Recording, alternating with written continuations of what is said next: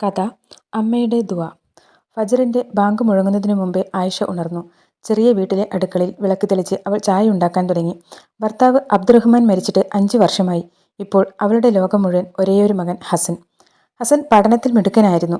എന്നാൽ വീട്ടിലെ ദാരിദ്ര്യം അവന്റെ സ്വപ്നങ്ങൾക്ക് വലിയ തടസ്സമായിരുന്നു. അമ്മ തയ്യൽ ചെയ്ത് കിട്ടുന്ന ചെറിയ വരുമാനത്തിലായിരുന്നു അവരുടെ ജീവിതം. എല്ലാ ദിവസവും ഹസൻ കോളേജിലേക്ക് പോകുന്നതിനു മുമ്പ് അമ്മയുടെ കൈ ചുംബിക്കും. ഉമ്മ ദുആ ചെയ്യണം. ആയിഷ പുഞ്ചിരിച്ച് പറയും, അള്ളാഹു നിന്നെ അനുഗ്രഹിക്കട്ടെ മോനെ, ഹലാൽ വഴിയിലൂടെ ഉയരങ്ങളിലെത്തിക്കട്ടെ. ഒരു ദിവസം കോളേജിൽ നിന്ന് മടങ്ങുമ്പോൾ ഹസന്റെ സുഹൃത്ത് റഷീദ് പറഞ്ഞു, ഗൾഫിൽ പോകാൻ ഒരവസരമുണ്ട്, കുറച്ച് പണം കൊടുത്താൽ ജോലി ഉറപ്പാണ്. ഹസന്റെ മനസ്സിൽ പ്രതീക്ഷ നിറഞ്ഞു. എന്നാൽ അതിനുവേണ്ട പണം എവിടെ? ആ രാത്രി അവൻ അമ്മയോട് കാര്യം പറഞ്ഞു. ആയിഷ കുറച്ചു നേരം മിണ്ടാതെയിരുന്നു. പിന്നെ അലമാരയിൽ നിന്ന് പഴയൊരു തുണിപ്പൊതി എടുത്തു. അതിനുള്ളിൽ അവൾ വർഷങ്ങളായി കൂട്ടിവെച്ച ചെറിയ സമ്പാദ്യവും വിവാഹകാലത്ത് ധരിച്ചിരുന്ന ഒരു സ്വർണ്ണവളയും ഉണ്ടായിരുന്നു. ഇതൊക്കെ നിനക്ക് വേണ്ടി ഞാൻ സൂക്ഷിച്ചതാണ്. ഹസന്റെ കണ്ണുകൾ നിറഞ്ഞു. ഉമ്മ, ഇത് വേണ്ട. മകന്റെ ഭാവിയേക്കാൾ വലിയ ആഭരണം ഒരു ഉമ്മയ്ക്കില്ല. കുറച്ച് മാസങ്ങൾക്ക് ശേഷം ഹസൻ ഗൾഫിലേക്ക് യാത്രയായി. വിമാനത്താവളത്തിൽ അമ്മയെ കെട്ടിപ്പിടിച്ച് അവൻ കരഞ്ഞു. ഉമ്മ, ഞാൻ തിരിച്ചു വരുമ്പോൾ നമുക്ക് വലിയൊരു വീട് വാങ്ങണം. ആയിഷ ചിരിച്ചു. എനിക്ക് വലിയ വീടൊന്നും വേണ്ട. നീ 5 നേരം നമസ്കരിക്കുകയും നല്ല മനുഷ്യനായി ജീവിക്കുകയും ചെയ്താൽ അതാണ് എൻ്റെ സമ്പത്ത്. കാലം കടന്നുപോയി. ഹസൻ നല്ല ശമ്പളമുള്ള ജോലി നേടി. പണം അയക്കാൻ തുടങ്ങി. വീട് പുതുക്കി. അമ്മക്ക് പുതിയ വസ്ത്രങ്ങളും ആഭരണങ്ങളും വാങ്ങി. പക്ഷേ ജോലി കൂടുന്നതിനനുസരിച്ച് തിരക്കുകളും കൂടി. ഫോൺ വിളികൾ കുറഞ്ഞു. നാളെ വിളിക്കാം, ഇന്ന് മീറ്റിംഗ് ഉണ്ട്, പിന്നീട് സംസാരിക്കാം. ഇങ്ങനെയായിരുന്നു ഓരോ ദിവസവും. എന്നാൽ ആയിഷ ഒരിക്കലും പരാതിപ്പെട്ടില്ല.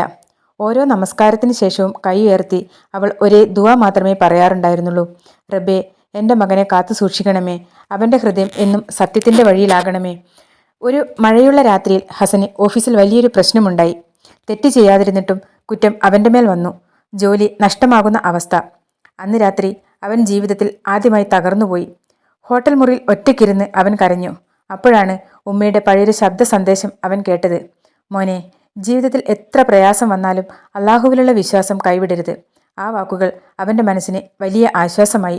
അവൻ കുറേ നേരം അള്ളാഹുവിനെ മനസ്സിൽ വിചാരിച്ച് പ്രാർത്ഥിച്ച് അതിനുശേഷം എല്ലാം അള്ളാഹുവിന് സമർപ്പിച്ച് അവൻ അന്ന് രാത്രി ഉറങ്ങാൻ കിടന്നു.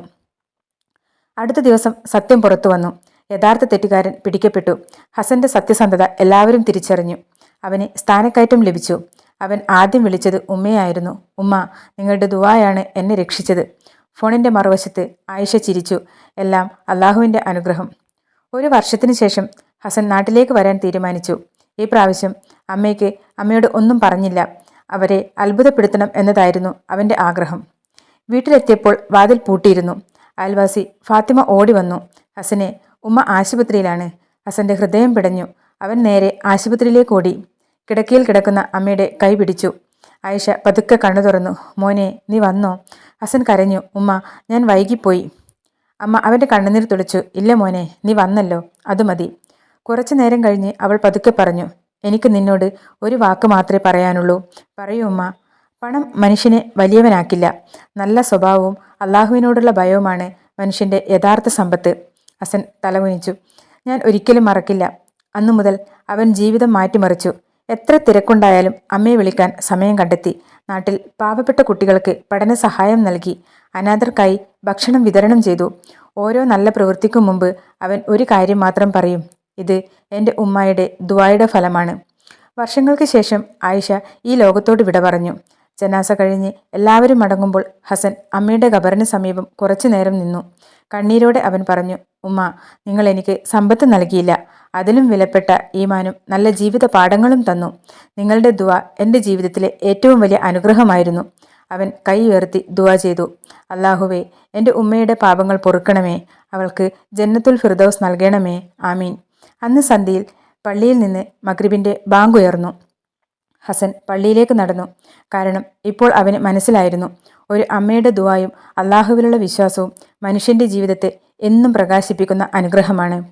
ജീവിതത്തിൽ എത്ര വലിയ വിജയങ്ങൾ നേടിയാലും മാതാപിതാക്കളുടെ ദുആയും സ്നേഹവും ഒരിക്കലും മറക്കരുതെന്ന സന്ദേശമാണ് ഈ കഥ നൽകുന്നത്. ഈ കഥ ഇഷ്ടമായെങ്കിൽ വീഡിയോ ലൈക്ക് ചെയ്യാനും ഷെയർ ചെയ്യാനും സബ്സ്ക്രൈബ് ചെയ്യാനും മറക്കരുത്. നന്ദി.